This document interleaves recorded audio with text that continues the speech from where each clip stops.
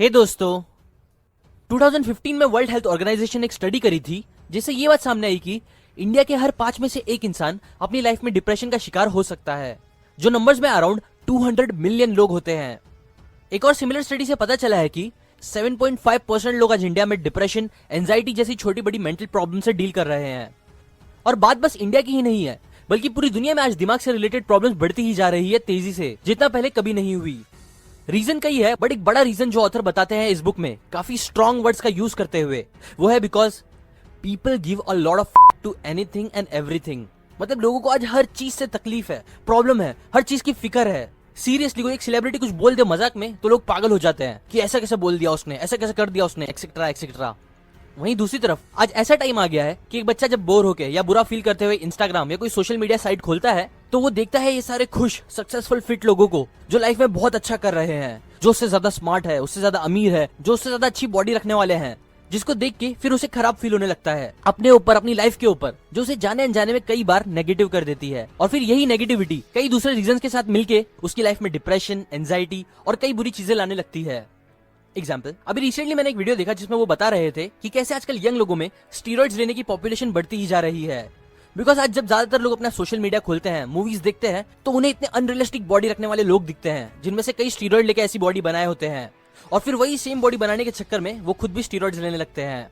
In fact आज के time में भी रिसर्चर्स कह रहे हैं कि आदमी लोगों को भी वही प्रॉब्लम्स फेस करनी पड़ रही है जो औरतों को कई सालों पहले से फेस करनी पड़ती थी अपनी बॉडी को लेके।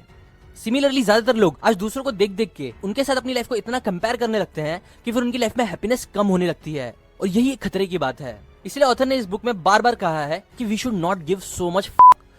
हाँ, बॉडी बनाना, सक्सेसफुल होना बहुत अच्छा है, बट बेस्ट होगा हमारा ये सब अचीव करना अगर हम हर चीज कंपेयर नहीं करेंगे, बिना सच जाने या बिना चीजों को अच्छे से समझे। बिकॉज ये चीज आपको बहुत अनहैप्पी और अनसक्सेसफुल बना सकती है, हर चीज की फिक्र दिलाते हुए। इसलिए ऑथर ने इस बुक में कई इंपॉर्टेंट बातें शेयर करी है जिससे आपको समझ आ जाए कि क्यों आपको इतना शिट नहीं देना चाहिए और वो आप कैसे कर सकते हो।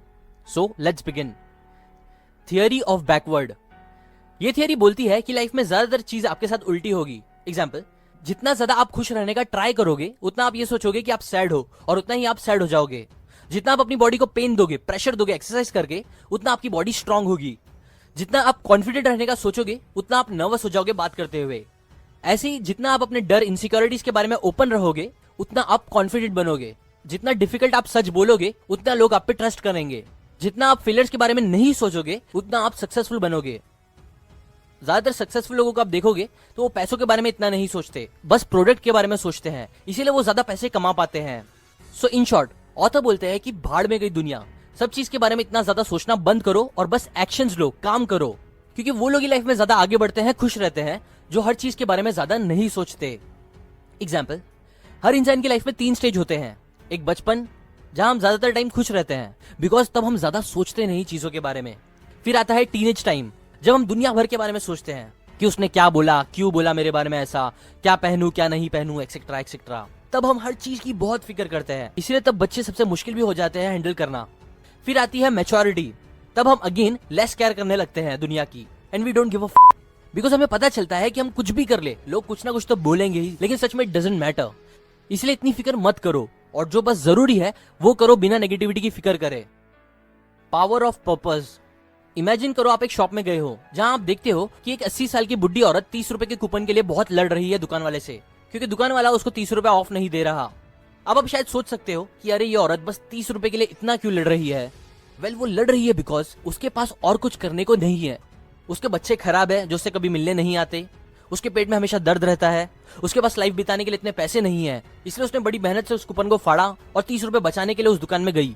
बट अब ये खराब दुकान वाला उसे वो ऑफ नहीं दे रहा, सो वो तो लड़ेगी ही ना। देखो, पहले मैं भी सोशल मीडिया कमेंट्स में देखता था और सोचता था कि यार लोग इतना लड़ते क्यों है, क्यों इतना परेशानी क्रिएट करते हैं सबके लिए।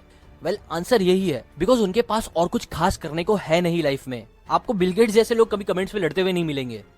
इसीलिए अगर आप भी ऐसे टाइप के नहीं बनना चाहते हो, लाइफ में कुछ बड़ा अचीव करना चाहते हो, तो गोल्स रखो। देखो, प्रॉब्लम तो आएगी ही लाइफ में, और हमारा ब्रेन बना ही है प्रॉब्लम सर्च करने के लिए। इसलिए आपके ऊपर है कि आप बकवास प्रॉब्लम से डील करके अपनी लाइफ बिताओ, या ऐसी प्रॉब्लम्स फेस करते हुए लाइफ बिताओ जो आपको आगे बढ़ाए लाइफ में, सक्सेस दे, बजाय सोशल मीडिया पे लड़के टाइम वेस्ट करने के। Problems are not problems. Around 2500 साल पहले हिमालय के पास एक राजा था जो अपने बच्चे से बहुत ज्यादा प्यार करता था। इसलिए उसके दिमाग में एक महान आइडिया आया। आइडिया ये था कि वो अपने बच्चे के लिए एक ऐसी परफेक्ट दुनिया बनाएगा जिसमें उसके बच्चे को कभी कोई प्रॉब्लम फेस नहीं करनी पड़ेगी।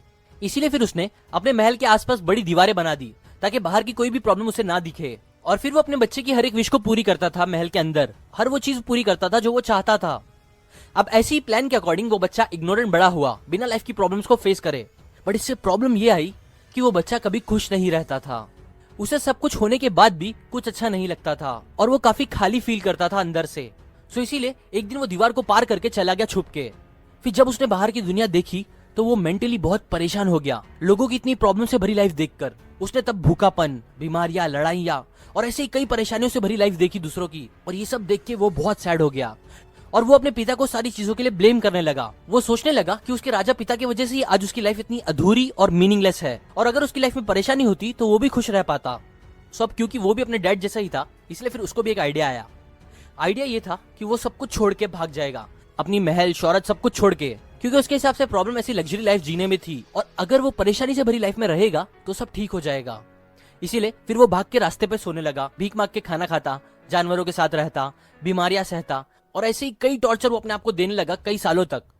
बट इतना कुछ करने के बाद भी उन्हें वो खुशी, वो मीनिंग नहीं मिली लाइफ में। सो वो ये कंक्लूजन पे आए कि उनका ये आइडिया बकवास था, बिकॉज बेवजह प्रॉब्लम झेलना भी अमीर होने जैसा ही या उससे ज्यादा ही खराब चीज थी। सो फिर परेशान होके उन्होंने अपने आप को साफ करा और नहा के एक पेड़ के नीचे जाके बैठ गए ताकि उन्हें नेक्स्ट आइडिया आए। अब वो उस पेड़ के नीचे कई दिनों तक बैठे रहे, अराउंड 49 दिन तक, और ऐसे ही बैठे हुए उन्हें बहुत सी इंपॉर्टेंट बातें रियलाइज हुई, जिनमें से एक बड़ी बात यह थी कि लाइफ खुद अपने आप में एक सफरिंग है। एग्जाम्पल, अमीर अपने पैसों की वजह से सफर करता है, जबकि गरीब पैसे ना होने की वजह से।